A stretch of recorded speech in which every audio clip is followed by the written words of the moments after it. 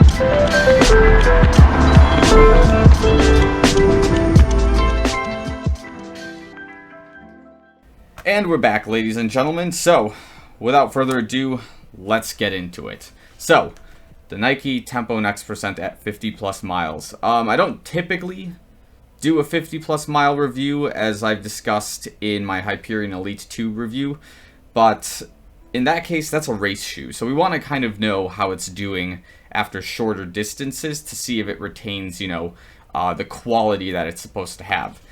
The Tempo Next Percent, again, is one of those shoes that we have to be critical of because of how mixed the reviews are of this shoe. So, yeah, it's a $200 trainer, so of course we've got to be more attuned to it. We got to pay attention to it a little bit more than like something like a Pegasus 37 or an Infinity React after every 100 plus so miles. So I chose to do the 50 plus mile review under that basis.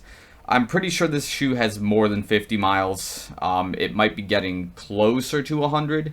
I'll have to recheck my stats a little bit later, but that 100 plus mile review will be coming up probably after, honestly, another distance run and another easy run. So, that point aside, let's get into it. So, the shoe itself is definitely on Nike's heavier end of shoes they offer for training. So according to various sources, it looks like this shoe in about 10.5 does weigh about 9.5 ounces, which is looking like 270 grams. So that is significantly heavier than the Pegasus Turbo, which is about 215 to 220 grams, and per se, the Vaporfly Next Percent, which I talked about in a previous video. So this is definitely a heavier end shoe. Obviously, by looking at it, you can tell that there's a lot more moving parts with this shoe that would indicate such. Of course, we've got a React heel, this foam here. We got ZoomX going across the bottom here, and also towards the bottom of this side as well. And then we have React running the top of this area as well. So that's kind of its foam structure, more or less. The bottoms, of course, we got this one solid rubber plate, which is notorious for just being clunky all the time. We do have some reinforcement on the heel, which is technically an upgrade to the Alpha Fly. Not in terms of weight, but in terms of endurance for the shoe's lifespan. And of course, we've got this nylon fly plate that runs across the shoe that is being assisted with these air pockets to give you more push, more energy release from the shoe than, per se, something with a carbon plate, debatably. Again, We haven't fully proven that yet. I haven't done that test myself to determine it, but you do feel the effects of this shoe if you are running in it properly. So of course, let's talk about the upper. It is a Flyknit upper. The Flyknit here in the back is a lot heavier and resembles more of the 4% Flyknit upper. As you get closer to the toe box, the Flyknit does begin to get a little bit thinner, it becomes a little bit more breathable, more flexible, and then it has a little bit of reinforcement here at the top of the paint, which in many mixed cases can either make the shoe feel a little bit wide, or in some instances make the toe box feel kind of tight. As of recently, my left foot has been feeling slightly tighter in the toe box than the right foot, and that could just be a case of me just tying the shoes in a weird way, because again, the Flyknit is very hit or miss depending on what type of a runner you are. In terms of the collar, it does resemble the Flyknits that have existed previously, like you know, the Flyknit 4% and whatnot. I've discussed this many times before. This rear collar here, even though it has cushioning, there are anomalous manufacturing errors that I believe people are seeing, where some heels are really cutting into the back of your heel, others are not. In this particular case, neither of my shoes are necessarily doing that, but it is being reported, so we are kind of just watching that as it goes along. Let's talk about the bottoms of the shoes. This is kind of a big deal because I didn't notice this until literally 30 seconds before I started filming, so we need to talk about it, especially at 50 plus miles. So, the bottoms of the shoes, this is how they're looking right now. You'll probably see it on this shoe right here. Maybe if I angle it like that or something like that. But we need to talk about this particular thing. So again, because of my stride and the way the lakefront paths are aligned in the city, they are slightly tilted towards the lake. So if you're running from south to north, you're going to feel that supination slightly. So in this particular shoe, I'm paying attention to the outside area of the rubber, and you can maybe see it right there. The air pocket is actually breaking through the rubber. I've got a hole right there after 50 odd miles. I don't know how to feel about this after 50 plus miles. Like, I don't know if I've had the shoe for more than 30 days or not, but this kind of makes me feel like I should be returning it. I don't think that's supposed to be happening at 50 plus miles. That, or we've got a serious issue, like shoe wide, of the rubber cracking into the AirPods, or I took some kind of misstep and hit something, but it's highly unlikely. This is kind of bad.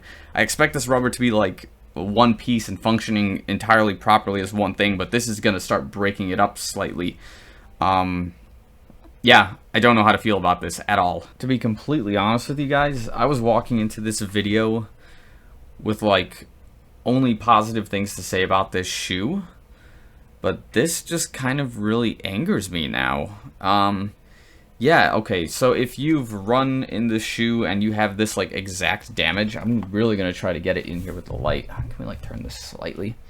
Where like there's a literal hole here in the shoe, in this area right there, that basically shows the other side of the air pocket there. Comment below. Let me know what you guys did, because I don't know if like Nike would let me return this after 50 plus miles only. Okay, so let's discuss some of the other things here that I've seen with the shoe. So overall, as I've said before on my first impressions and my comparison videos with this shoe to other shoes, if you push hard in this shoe, you're going to get results, but you have to work a little bit harder in this shoe than most of the carbon plate shoes on the market, such as like the Vaporfly Next%, to get your results. However, I have reason to believe you can run faster in this shoe than some of the carbon plate shoes. Again, this is a hot take I had in a different video that I want to either prove or debunk accordingly. So as you can imagine from most of the other reviews, yes, the shoe is clunky if you take it on slow days. The idea with this shoe is you want to take it on faster run days, whether they be tempo runs, threshold runs, Cooper tests, or 12-minute tests, however you refer to them. And that's where the shoe definitely shines the best. But of course, when you're running slow in it, it's going to sound clunky, it's going to make a lot of noise, it's not going to feel good. So definitely, if you have the budget to run in a $200 trainer, by all means, go for it. But if you're not in the place to train with a $200 trainer and you want to go with something not as expensive, not as over-engineered as this shoe, there are better options. But in my particular training plan, I did want to have this shoe as part of my plan in addition to the Brooks Hyperion Elite 2s and the Alpha Fly as a racer. And ultimately, I've not had a bad experience with this shoe until now, which is kind of sad. I hope this doesn't affect my performance whatsoever in this shoe. If it does, I guess we're going to find out. Man, I don't know. Like, part of me really wants to return this. The other half really wants me just to keep going with this to see how many miles we can take this before this air pocket in the shoe starts ripping. If this rubber completely rips off, I want to see what happens. And I don't know, maybe if Nike, if you're watching this, can you like send me another pair and then I'll do this research for you in the name of research? I don't know, just saying, it'd be kind of cool. And what else can we say about this shoe? Yeah, overall, again, this is a hit or miss type of shoe. You either really like it or you really don't. If you have the budget to buy a $200 trainer that you can run fast in for your tempo runs, for your threshold workouts, this shoe in my book is pretty good for that. But again, you have to make sure you kind of like go through the mental checklist of, first of all, is the heel collar here scratching your heel or is it not? If not, good. The toe box area, is it too wide? Is it too thin? If it's too thin, as in if it's crushing your foot, should you go up the half size? You know, these are things you should probably just go over in your checklist. So again, this is a size 8.5 tempo next percent, and it feels true to size, except in my left foot, it kind of does feel like my little toe is getting scrunched up in the first mile, but then after that, it kind of relaxes and it figures itself out. So it could be just my problem, that the shoe is just not tied properly. But overall, 50 miles in, I still like this shoe, but I am really skeptical about this damage on the rubber here at the bottom. So that's where we're going to leave it for now. I think we're going to have the 100-mile review of the shoe real soon as I continue to break this in. And yeah, just stay tuned for that, I suppose. Again, make sure you like the video, subscribe to the channel. Let me know in the comments below what you think I should do. If you've seen similar damage to this particular thing where you can see the air pocket on the other side of this rubber, tell me what you've done with your shoes. Did you return them? Are you keeping them? Are you indifferent to them? Just let me know. And then any other suggestions you might have for particular shoe reviews. But that's all I've got for now, so thanks again for watching. I'll see you guys real soon.